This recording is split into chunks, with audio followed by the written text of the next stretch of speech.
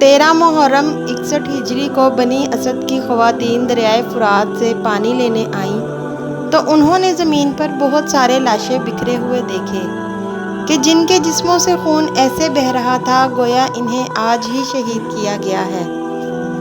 خواتین نے یہ منظر دیکھا تو ان کے دل پھٹ گئے۔ وہ روتی پیٹتی ہوئی واپس اپنے قبیلے پہنچی اور انہوں نے جا کر اپنے قبیلے والوں سے کہا، تم یہاں اپنے گھروں میں آرام سے بیٹھے ہو اور رسول اللہ صلی اللہ علیہ وآلہ وسلم کے بیٹے امام حسین علیہ السلام اور ان کی اولاد اور ساتھیوں کو ریت پہ قربانی کے جانوروں کی طرح ذبح کر دیا گیا ہے۔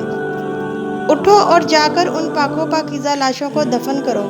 اس کے بعد قبیلہ بنی اسد کے مرد کربلا کے میدان میں تمام لاشوں کو دفنانے کے لیے پہنچ گئے، لیکن ان کو یہ معلوم نہیں ہو رہا تھا کہ کون سا لاشا کس کا ہے۔ ابھی یہ لوگ اسی شش و پنج کا شکار تھے کہ اچانک غیب سے ایک گھڑ سوار نمودار ہوئے اور روتے ہوئے ان کو اپنی طرف بلایا اور کہا، اے قبیلہ بنی اسد کے لوگوں، میں تمہیں بتاؤں گا کہ کون سا لاشا کس کا ہے۔ یہ شخصیت حضرت امام سید سجاد علیہ السلام تھے، جو کہ امام حسین علیہ السلام کے بیٹے تھے اور کربلا میں تنہا رہ گئے تھے۔ آپ اللہ کے حکم سے غیبی طور پر وہاں پر حاضر ہوئے اور آپ نے تمام لاشوں کی نشاندہی کی۔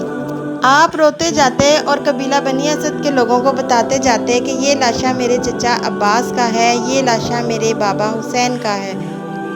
اس قبیلے کے لوگ بھی گریہ کرتے رہے، روتے رہے اور لاشوں کو دفناتے رہے۔ اس طرح تمام لاشوں کی نشاندہی ہوئی اور 13 محرم کے دن ان تمام لاشوں کو بے غسل و کفن دفن کر دیا گیا۔